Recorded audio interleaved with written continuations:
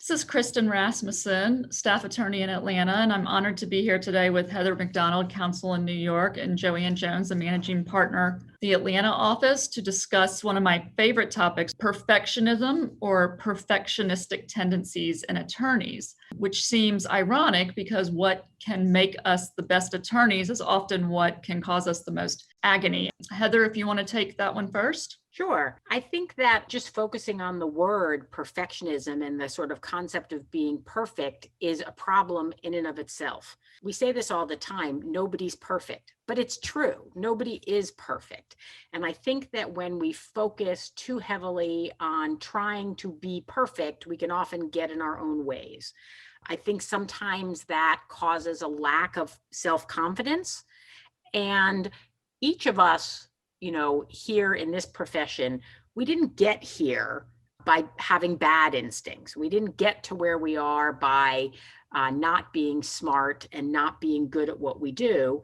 And I think that it's important for people to try to trust themselves, trust their instincts, and focus more on doing what you know is a good job on everything you do, and focus less on the concept of being perfect, because it truly is an unattainable goal. Yeah, I would agree with that, Heather. And I also would add that perfectionism is often a goal I think a lot of people try to achieve, but it's also a symptom in a lot of respects. And it's the symptom of dealing with, I think, the stress in our profession. But, sometimes the stress comes from this sense of wanting to control factors that we really can't control for. So to your point, Heather, we can do the best job we possibly can. We can be excellent. We can do a masterful job representing our clients, but sometimes the end result is against us. And I think the constant striving for perfectionism is a response to that, is to try to control those factors, which really often we cannot. I think the key here is how do we strive for excellence, but don't let our overcompensation for concerns about criticism or concerns about failure to interfere with our mental health. We need to keep in mind that ultimately it may not go the way we want. And so we have to find ways of dealing with that.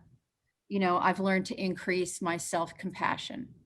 Now, for a bunch of perfectionists who might be listening to this, I don't want to lose my audience on this immediately, but I think we need to figure out a way to kind of turn off that underlying doubt and self-criticism that starts to creep in, and to turn it into something else.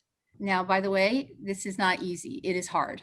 But to simplify it, I guess what I'm saying is that we need to find a way to give ourselves a break, give ourselves some grace.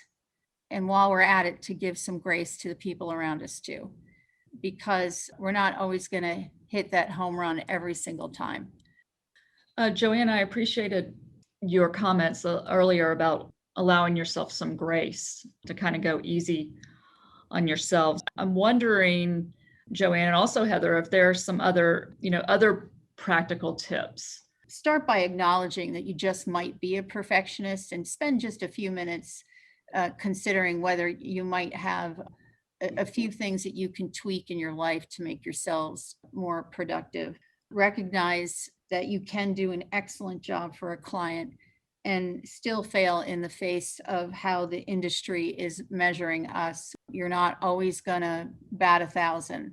One of the things that we all need to remember to do is breathe.